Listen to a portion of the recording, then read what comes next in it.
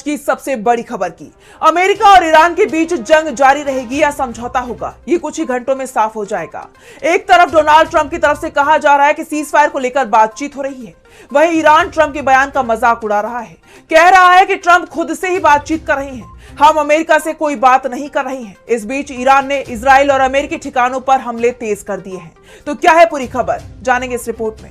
America ने Iran को समझौते का प्रस्ताव भेजा है। ट्रंप का ये प्रस्ताव पाकिस्तान ने ईरान तक पहुंचाया है। इस प्रस्ताव पर 15 शर्तें हैं, जिसमें मुख्य रूप से ईरान के परमाणु कार्यक्रम और बैलिस्टिक मिसाइलों पर रोक के अलावा हॉर्मुज को खोलना होगा। ट्रंप दावा कर रहे हैं कि जंग में अमेरिका को जीत मिली है, ईरान झुक गया है, वो बातचीत करना चाहता है, हमें बहुत अच्छा गिफ्ट भी भेजा है। लेकिन ट्रंप के इन दावों को ईरान ने पूरी तरह से हवा में उड़ा दिया है। ये जरूर कहा है कि हमें अमेरिका की तरफ से प्रस्ताव मिला है, उसके अलावा ट्रंप सब कुछ झूठ बोल रहे हैं। ईरान ने बातचीत शुरू नहीं की और न ही उसकी बातचीत करने की इच्छा है। IRGC के लेफ्टिनेंट कर्नल इब्राहिम जुल्फिकारी ने ट्रंप पर तीखा तंज कसते हुए कहा कि क्या आपके अंदरूनी झगड़े इस हद तक पहुंच गए हैं कि आप खुद से ही बातचीत कर रहे हैं? हमारा पहला और आखिरी शब्द पहले दिन से ही एक जैसा रहा है और ये वैसा ही रहेगा। हमारे जैसा कोई भी व्यक्ति तुम्हारे जैसे किसी व्यक्ति के साथ कभी समझौता नहीं करेगा, ना अभी ना कभी। पाकिस्तान जो अमेरिका और ईरान के बीच मध्यस्थ बनने की कोशिश कर रहा है, ईरान ने उसके जहाज को हॉर्मुज स्ट्रेट से निकलने ही नहीं दिया, बल्कि पीछे भी खदेड़ दिया। और पाकिस्तान में ईरान के राजदूत रजा अमीरी मोहदम ने तो यहाँ तक कह दिया कि हमने ट्रंप के प्रस्ताव को ठुकरा दिया। ये युद्ध इसलिए शुरू हुआ क्योंकि अमेरिका ने बातचीत के बीच धोखा देकर हमला किया। इस बीच ईरान ने यह भी बता दिया है कि अगर कोई समझौता होता भी है तो वो ईरान की शर्तों पर होगा, जिसमें खाड़ी देशों में मौजूद सभी अमेरिकी सैन्य ठिकानों को बंद किया जाए, ईरान पर हमले को लेकर अमेरिका माफी मांगे और जो नुकसान ईरान को हुआ है उसका हर्जाना भी दे। ईरान पर लगे सभी अंतर्राष्ट्रीय और अमेरिकी प्रतिबंध पूरी तरह से हटाए जाएं और ईरान पर भविष्य में हमला नहीं करने की अमेरिका गारंटी दे। मतलब साफ है कि अमेरिका और ईरान दोनों ही तरफ से बातचीत को लेकर बेहद सख्त शर्तें रखी गई हैं। इस बीच जंग रुकी नहीं है। इजराइल ने बुशहर में ईरान के परमाणु संयंत्र पर हमला किया है।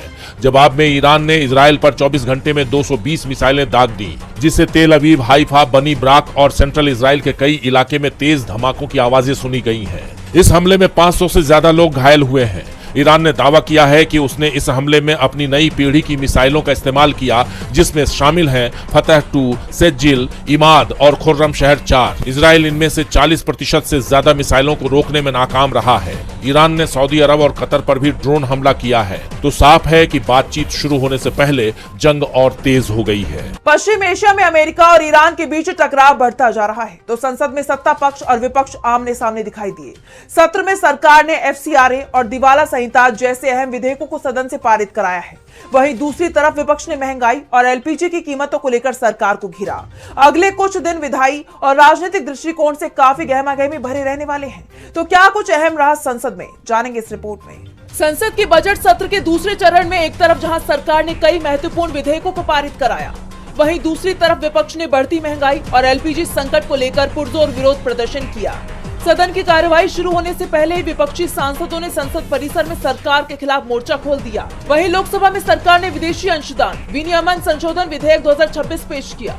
गृह राज्य मंत्री नित्यानंद राय ने साफ किया कि विदेशी धन के दुरुपयोग और जबरन धर्मांतरण जैसी गतिविधियों पर यह कानून नकेल कसेगा।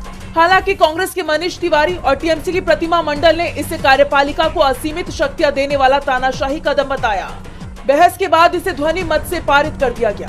इसके साथ ही वित्त मंत्री निर्मला सीतारमण ने दिवाला और दिवालियापन संहिता संशोधन विधेयक 2025 को विचार और पारित करने के लिए पेश किया। इसके अतिरिक्त वित्त विधेयक 2026 को भी सदन की मंजूरी मिल गई, जो वित्तीय वर्ष 2026-27 के सरकारी प्रस्तावों को प्रभावी बनाएगा।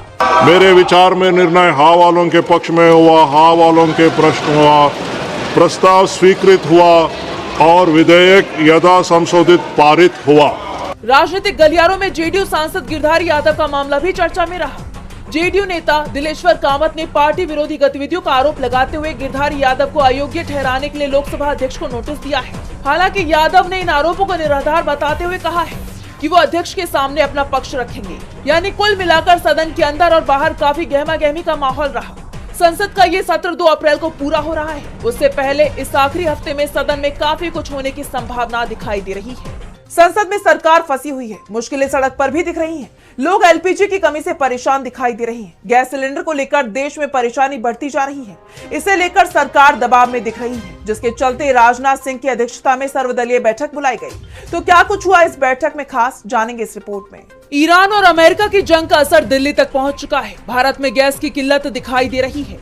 कई पेट्रोल पंपों पर लोगों की लंबी लाइनें दिखाई दे रही हैं। पीएम मोदी ने जब संसद के दोनों सदनों में कहा कि संकट बहुत बड़ा है, हालात कोविड जैसे हो सकते हैं, यानी स्थिति बेहद खतरनाक होती दिख रही है। संसद में इस मुद्दे पर चर्चा से बचने के लिए सरकार को सर्वदलीय बैठक बुलानी पड़ी। केंद्रीय मंत्री राजनाथ सिंह की अध्यक्षता में ये बैठक हुई।